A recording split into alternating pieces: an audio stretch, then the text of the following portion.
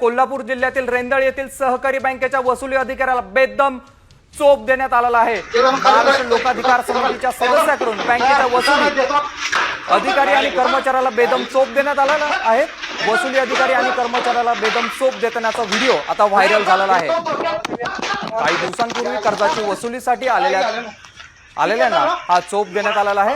कोल्हापूर महाराष्ट्र लोकाधिकार समितीच्या सदस्याकडून हा चोप देण्यात आलेला आहे। कोल्हापूर जिल्ह्यातील रेंदाळ गावातील ही घटना आहे।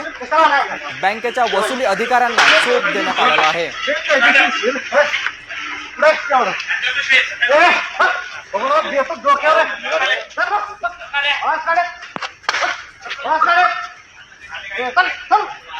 वसुली अधिकारी आणि कर्मचाऱ्यांना नागरिकांनी बेदम चोप दिलाय।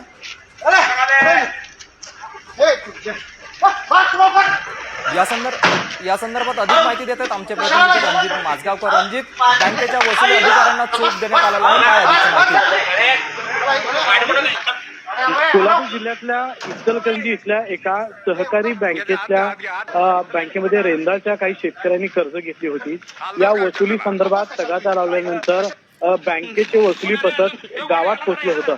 मात्र यावेळी महाराष्ट्र लोकाधिकार समितीने त्यांची समजूत घालण्याचा प्रयत्न केला होता, पण बँकेचे अधिकारी कुठलीही गोष्ट ऐकण्याच्या मनस्थितीत नव्हते।